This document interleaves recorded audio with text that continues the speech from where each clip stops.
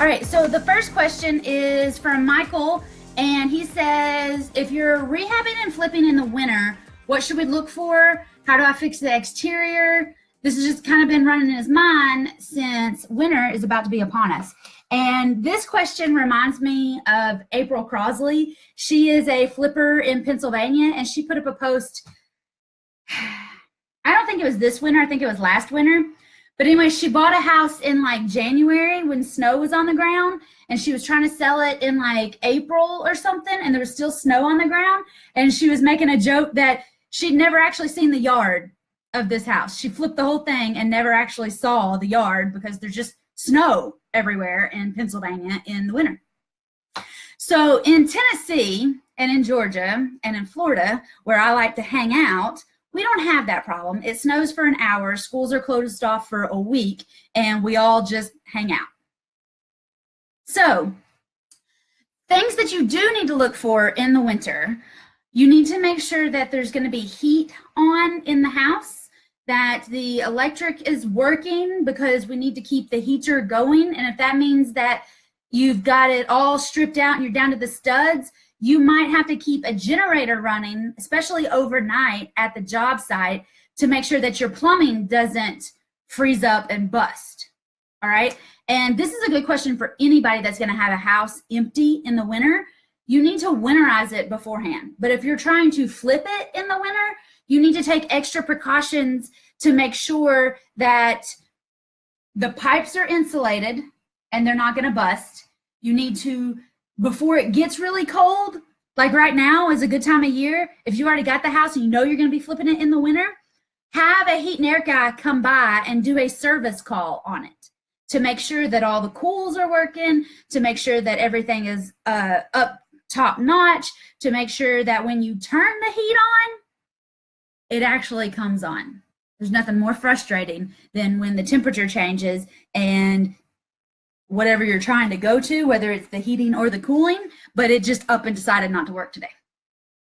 All right, so get that checked out ahead of time. Make sure that you're focusing on pre-planning for those kinds of things. And, you know, some things that you can do, plumbers are going to be used to, you know, extra insulation in the winter. They're going to be used to making sure that things are closed up and tight the way they need to be. You can, you know, make sure if you want to, like KUB, Knoxville Utility Board. Are we having trouble? KUB is the Knoxville Utility Board, and they say that they will have somebody come out to your house to check the energy efficiency of the house, and they'll actually tell you where there's a leak in the insulation. They'll tell you if you need some more insulation around windows. There's lots of different things that your local utility board might do, and they'll do it for free, because if they help you make sure that the house is more energy efficient, then that's going to lower your bill, which is going to help you and make you stay there longer. And they understand we're all going through, you know, wanting to be green and all this stuff. So, okay, so they'll be glad to come out and help. Maybe your county doesn't have that. I'm checking my phone right now. Okay, sounds good, and I can see the picture on my side. So if anybody's having any trouble, I'm sorry, log in and log back out is not having problems on my phone. I was double checking it. Okay, so Michael's second question is, how do we fix the exterior if it's nasty weather outside? And when you start talking to general contractors, when you start talking to handy guys, when you start talking to the siding contractors, when you talk to the gutter guys, the fascia guys, the soffit guys, the roof guys, they understand that they can only work on the good days. And they bust their tails to get as much done on the good days as they can.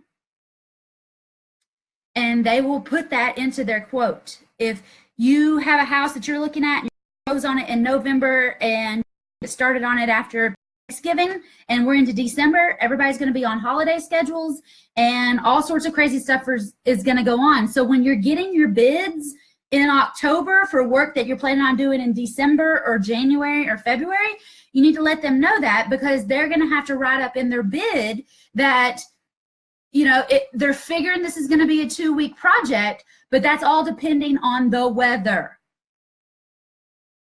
And I don't have a magic 8-ball. I don't have like a direct dial in to find out what the weather's going to do as a day by day in December, January, February. I can't even do that for tomorrow. All right. So all your contractors, all of your worker bees, all of everybody that's going to be coming through, they're all going to make it dependent upon the weather. And you're going to have to roll with that. On bad days, do as much as you can inside, so that on the good days, you can get outside and bust your tail. There's a reason more construction gets done in the spring, summer, and fall than in the winter. And part of that is the holiday schedule, but the other part is the weather. It's just a crapshoot. And people do a lot of inside stuff in the winter so that they don't have to worry about the weather as much.